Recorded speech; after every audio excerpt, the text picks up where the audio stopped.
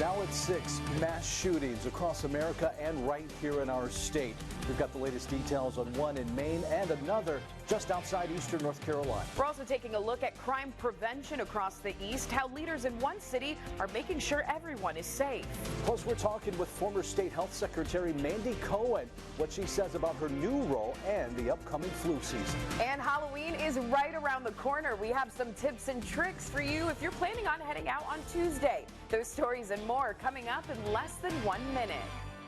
Now, it's your forecast first from Storm Team 9. Weekend is fast approaching here in eastern North Carolina, and our temperature readings are just going to continue to go up. We're in the mid-70s here in Greenville, 75 in Washington, 69 in Englehart, 67 degrees in Kill Devil Hills. It's going to be another dry night of weather under mostly clear skies for some counties, partly cloudy skies in other locations, but all the eventful weather is still to be found from Texas over into Missouri and Arkansas. But that line is finally making some eastward progress. The big question is, will it catch us this weekend or not? We'll talk about those details coming up, plus a sneak peek at Halloween and the latest on Tammy and the tropics. The longest running newscast in the East starts now. On your side, this is WNCT 9 News at 6. Gun violence is once again the top story, not only here in the East, but across the country. Just 2 nights ago, one person died, 3 others were hurt in a shooting at the Red Oak Grill and Grocery right here in Greenville. Overnight, authorities in Sampson County are investigating after 5 people are found in a home dead. This is just outside our viewing area. It's one of 4 crimes in the county in the last 17 hours. And in the northeastern part of our nation, state police in Maine are still looking for the person of interest after shootings at 2 separate locations last night. Officials say at least 18 people are dead and 13 others are hurt. And that is where we start here on your News at 6 tonight. Good evening, everyone. I'm Ken Watlington. And I'm Angie Casada. Thank you so much for joining us. The 2 shootings happening at a bowling alley and a restaurant in Lewiston. That's Maine's second largest city. Authorities are still urging people to shelter in place. Officials say 40-year-old Robert Card, seen on surveillance photos, opened fire at the bowling alley first. About 10 minutes later, police believe the U.S. Army reservist fired inside a restaurant 4 miles away. Something like this is rare in Maine. The state has long been considered one of the safest in the nation. This city did not deserve this terrible assault on its citizens, on its peace of mind, on its sense of security. No city does. As the investigation continues, President Biden has ordered flags to be flown at half-staff nationwide in honor of the victims. And closer to home, people in Sampson County are reeling after several deadly incidents over the span of a few hours today. That includes 5 people shot to death inside a home on Garland Highway. The sheriff's office there says it happened just before 1 o'clock this morning. They say the victims are 4 men and a woman. They're working to find out the connections between everyone. Investigators say this is shocking to them and the entire Sampson County community. An unusual scene, to say the least. Can I say this has probably been one of the most horrific crimes ever committed in Sampson County? No. You can go all the way back to the 1950s when you had several children that were killed in one house. It's not an everyday thing, but when things like this do happen, it shocks the conscience, it gets everyone's attention. Investigators say they are purposely withholding a lot of information so when they speak to witnesses, they can use that information to see if they are telling the truth or not. According to the Gun Violence Archive, there have been 565 mass shootings across the country since the start of the year. That's compared to the 647 total in 2022 and 690 in 2021. The Gun Violence Archive defines a mass shooting as 3 or more people shot. And back in Sampson County in Clinton, 1 man is dead after being shot by police officers overnight. Authorities say it happened around 1 o'clock along Dogwood Circle. They say a woman called 911 about a man beating her with a handgun. When they got there, they say that woman was next door. 40 minutes later, officers say they found the man hiding inside a closet in the apartment. Investigators say the man pointed a gun at them. That's when officers shot and killed him. The SBI is investigating that shooting. The officers involved are now on administrative leave. Sampson County deputies are investigating another murder at a mobile home park. Deputies found a man dead inside the bedroom of a home on Leaf Lane in Clinton just before 7 this morning. Investigators say the man had injuries from an edged weapon. Deputies say the victim lived at another home in the mobile home park. Investigators are still working to identify the victim. They do not have a suspect in custody, but there is a person of interest in this case. And deputies in Sampson County are investigating another shooting that left one man hurt. Deputies found Justice Elliott shot at the Pleasant Grove Original Free Will Baptist Church along Casper Road. This around 10:30 this morning. Investigators say he got into a fight with two people at a different location when one of them pulled out a handgun and shot him in the rear. Elliott went to the church for help. He was taken to the hospital with non-life-threatening injuries.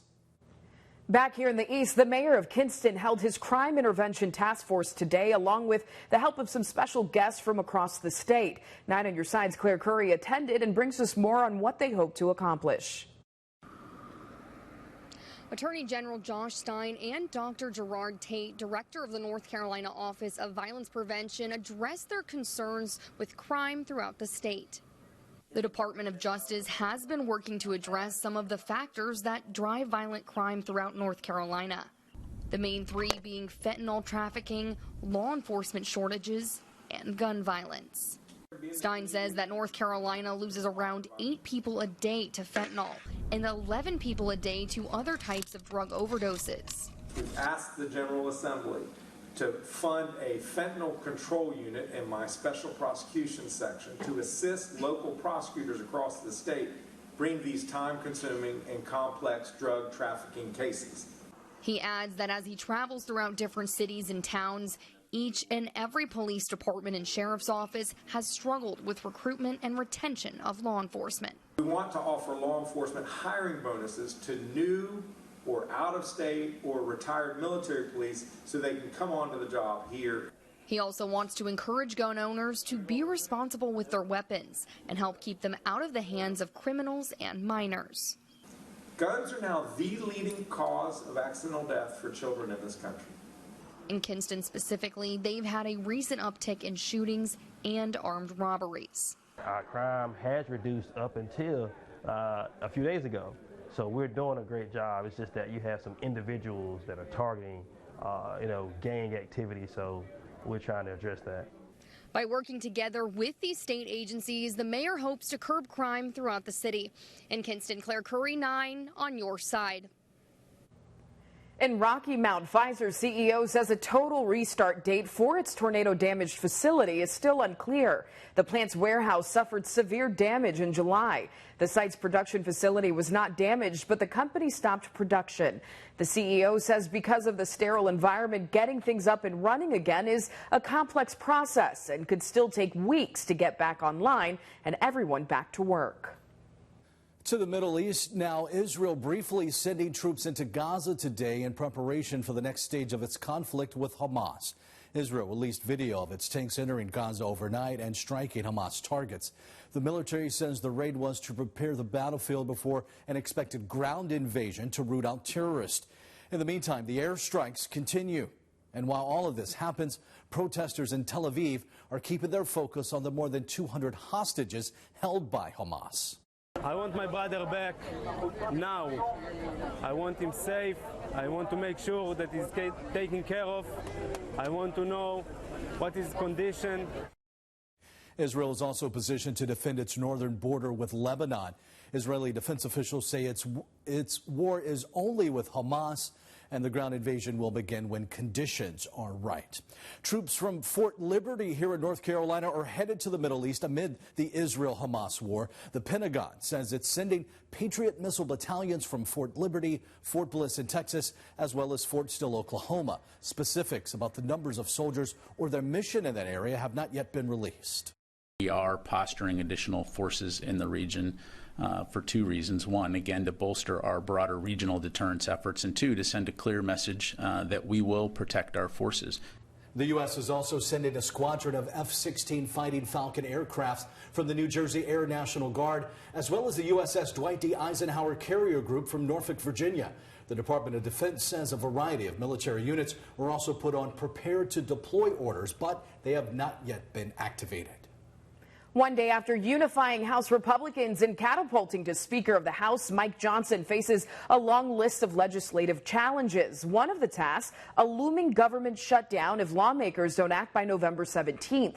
Speaker Johnson is considered more conservative than his predecessor, which could help him win over hardliners opposed to any sort of temporary funding measure. But he and other members acknowledge another temporary measure may be needed. I do expect that my colleagues who are over here, who are very reticent about a CR or a temporary funding mechanism, to come a little more towards the mainstream. House Republicans are also divided over whether to spend more money on the war in Ukraine and in Israel. And there will be continuing coverage from Capitol Hill, Israel, and Maine. Coming up right after we're done here, Nora O'Donnell and the team at the CBS Evening News will have the latest details and everything you need to know. All of it is coming up on CBS Evening News at 6:30 right here on WNCT. But still ahead here on WNCT 9 News at 6, former State Health Secretary Mandy Cohen is talking about vaccines. What she's saying is the top priority in her new role at the CDC. Also coming up next, your complete Storm Team 9 7-day forecast. The weekend is almost here, and it will bring even warmer temperatures. We'll talk about that and a big cool down for next week.